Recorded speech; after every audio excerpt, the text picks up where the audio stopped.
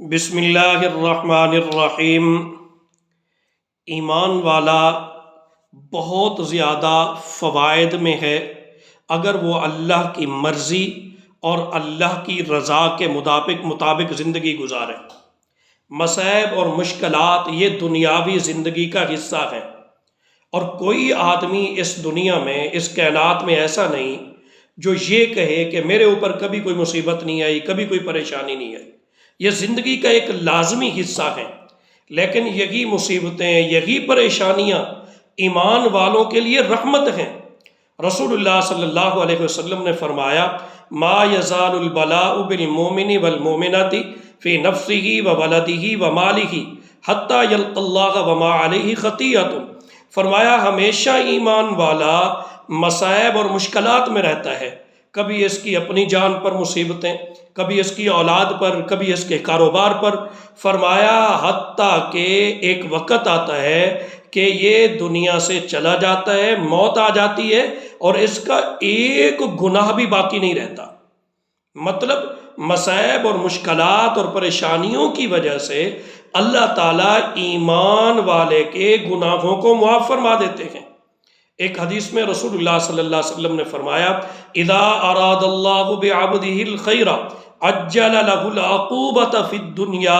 جب اللہ تعالیٰ اپنے کسی بندے سے بھلائی کا ارادہ فرماتے ہیں تو اس کو جلد ہی دنیا میں سزا دے دیتے ہیں، مصائب اور مشکلات کی شکل میں، پریشانیوں کی شکل میں۔ یہ مصائب اور تکالیف میں ہے، پریشانیوں میں ہے، اس کے گناہ آہستہ آہستہ جھڑتے جا رہے ہیں۔ فرمایا کہ یہی دنیا میں ہی اللہ تعالیٰ معاملہ صاف فرما دیتے ہیں، تاکہ کل قیامت والے دن یہ ایمان والا کسی پریشانی میں مبتلا نہ ہو۔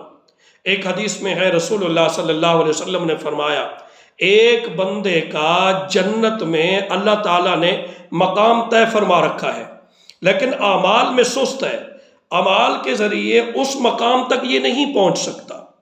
تو پھر اللہ تبارک و تعالیٰ اس کو مصائب اور مشکلات میں مبتلا کرتے ہیں، پریشانیوں میں مبتلا کرتے ہیں، تکالیف میں مبتلا کرتے ہیں۔ تو فرمایا کہ یہ پہنچتے پہنچتے اس مقام تک پہنچ جاتا ہے جہاں پہنچانا مقصود ہے۔ تو ایمان والے کے لیے جو پریشانیاں ہیں، مصائب اور مشکلات ہیں، یہ ایمان والے کے لیے رحمت ہیں۔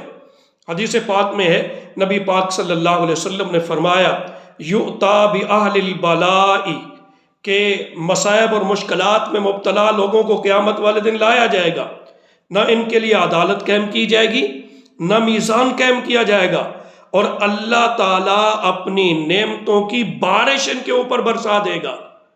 تو دیگر لوگ جو عافیت میں رہے، خیریت میں رہے، وہ جب ان کو دیکھیں گے کہ اتنے بڑے بڑے انعامات ان کو مل رہے ہیں، تو وہ یہ تمنا کریں گے کہ کاش دنیا میں ہمارا جسم کینچیوں سے کاٹا جاتا۔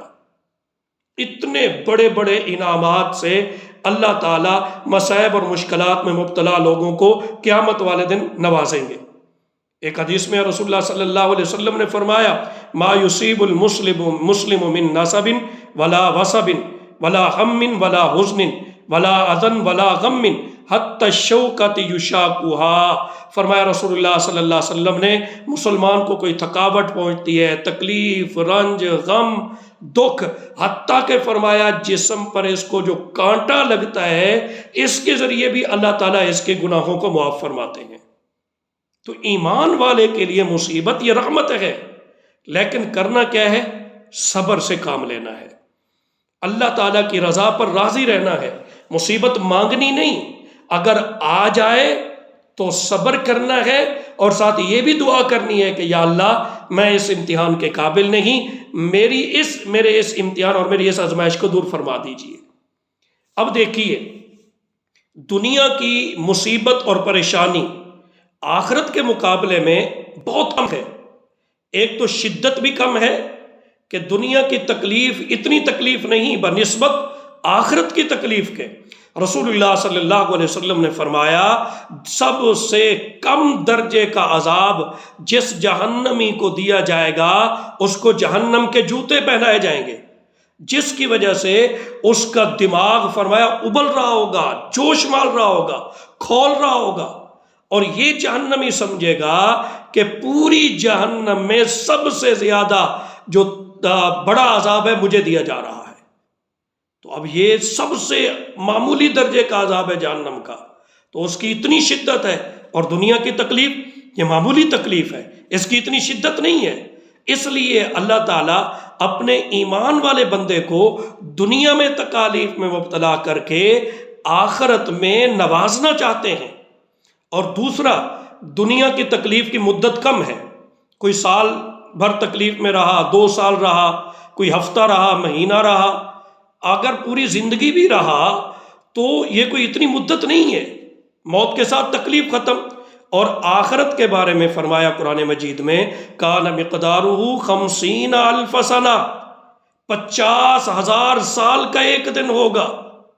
تو اس تکلیف کی تو مدت بھی بہت زیادہ ہے. پھر دنیا میں اپنے خیر خواہ موجود ہیں، ماں باپ موجود ہیں، بہن بھائی موجود ہیں، ہمدردی کرنے والے، دکھ درد بانٹنے والے، خدمت کرنے والے موجود ہیں. اگر یہ تکلیف میں ہے، اپنے جب موجود ہیں تو آدمی کی تکلیف کی شدت میں کمی آ جاتی ہے. اس کو یہ احساس ہوتا ہے کہ میرے اپنے میرے پاس موجود ہیں. اور قیامت والے دن قرآن مجید کہتا ہے یوم یفر المرء من اخیہ وامہ وابیہ وصاحبتہ وبنیہ، بیٹا، باپ، بھائی، خامند، بیوی، کوئی ایک دوسرے کے کسی کے کام نہیں آئے گا. ولا یسأل حمیم حمیما، کوئی جگری دوست کسی جگری دوست کے کام نہیں آئے گا. تو اس لیے آپ تکالیف میں ہیں، پریشانیوں میں ہیں، مصائب میں ہیں، مشکلات میں ہیں، اللہ کی رضا پر راضی رہیے، صبر کیجئے، زبان پر شکوہ نہ لائیے، اور ساتھ ساتھ دعا بھی کیجئے کہ یا اللہ میری اس آزمائش اور پریشانی کو دور فرما دے. اور مصیبت کو مانگنا نہیں ہے، اگر آ جائے تو پھر اللہ کی رضا پر راضی رہنا ہے، اور یہ سمجھنا ہے کہ میرا رب اس کے ذریعے میرے گناہوں کو معاف فرمانا چاہتا ہے. اس لیے حدیث پاک میں ہے رسول اللہ صلی اللہ علیہ وسلم نے فرمایا ایک کانٹا لگ جائے یا کانٹے سے بھی کم درجے کی کوئی چیز تکلیف پہنچائے ایمان والے کو، اللہ ایک درجہ بلند کرتے ہیں اور ایک گناہ کو مٹا دیتے ہیں. اللہ تعالی ہمیں سمجھنے کی اور عمل کرنے کی توفیق عطا فرمائے. آمین ثم آمین.